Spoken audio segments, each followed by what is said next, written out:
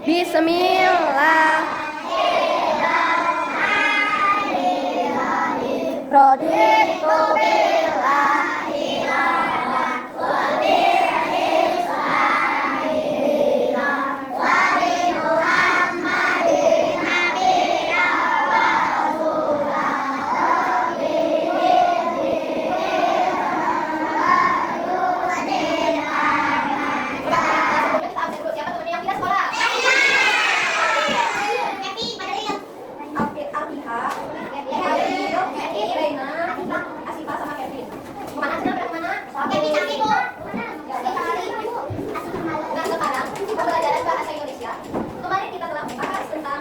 hobi sama yang bosok ya, terus sama memahami teks petunjuk bergambar, jadi cara-cara membuat atau membuat layang-layang atau membuat robot mainan yang kalian pernah tulis.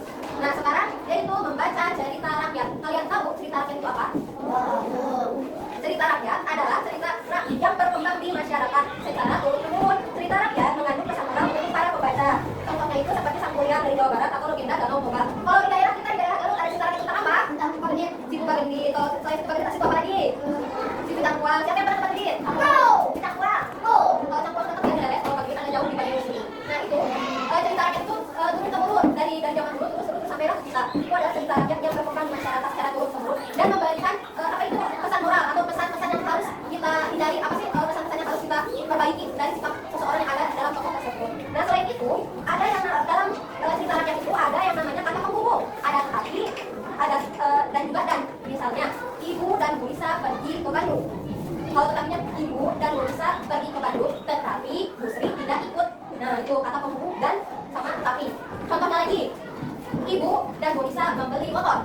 Nah misal Ibu dan Bu Lisa bisa mengendarai motor atau mengendarai ya. Ibu dan Bu Lisa bisa mengendarai motor.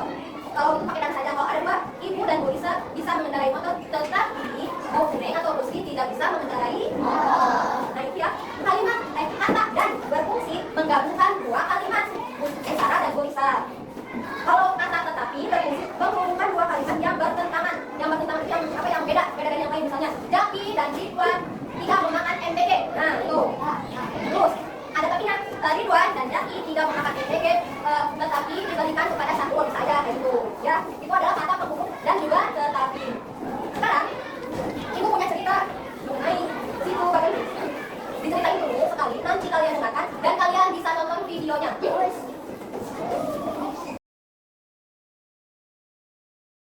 Judulnya Legenda Situ Bagendit. Siap, dengerin. Legenda Situ Bagendit. Pada zaman dahulu kala, kita hidup ada seorang perempuan kaya raya bernama Nyai Bagendit di salah satu desa terletak di Jawa Barat. Nyai Bagendit hidup seorang diri dengan kekayaan melimpah dan warisan yang dimiliki oleh suaminya karena meninggal. Dan kekayaan yang dimiliki oleh Nyai Bagendit karena kekayaan yang dia miliki, si Nyai Bagendit itu merasa takut akan jatuh miskin. Hal itu menjadikan seorang Nyai Bagendit menjadi pikir atau pelit. Terlebih lagi, Nyai Bagendit memiliki perangai atau yang kurang ramah kepada warga sekitar. Sementara itu, kakek tua pengemis itu menghilang entah kemana. Nyai Bagendit pun terlambat menyadari kedatangan banjir dan lebih memilih untuk menyelamatkan kekayaannya. Jadi Nyai Bagendit masuk ke dalam rumah mau ngambil uang sama emas-emasnya, nggak takut miskin kayak. Akhirnya Nyai Bagendit pun meminta pertolongan sembari membawa sekotak uang dan emas. Namun tidak ada orang yang mendengarkan Nyai Bagendit karena warga menyelamatkannya diri terlebih dahulu. Nyai Bagendit pun tenggelam bersama seluruh kekayaannya dan banjir pun semakin meluap sampai akhirnya membentuk sebuah danau. Kemudian danaunya disebut Situ Bagendit. Banyak orang yang ingin merebut hartaku, tapi mereka semua gagal. Ini karena aku punya pengawal yang melindungi aku dan hartaku. Suatu hari, seorang pria berpakaian kumuh datang ke rumahku. Nah, kan tadi kalian sudah diceritain tentang Situ Bagendit, terus sama menonton filmnya juga. Setelah itu ada 7 pertanyaan, kalian jawab di kertas 1 lembar, siapkan kertas 1 lembar, dan siapkan pensil. Nanti setelah itu kalian baris di sini, Bu Ibu disebutin siapa duluan yang mengerjakan ini. Siap ya, udah ini.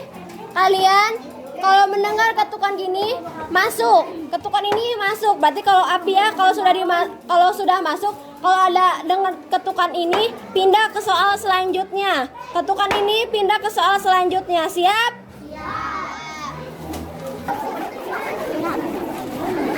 Pindah, masuk ke nomor 1. Pindah api ya, pindah.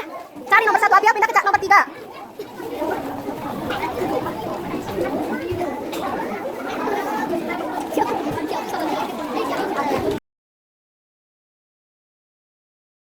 ini, kalian yang menjawab 7 pertanyaan ini, rata-rata jawaban kalian hanya betul 4 atau 3.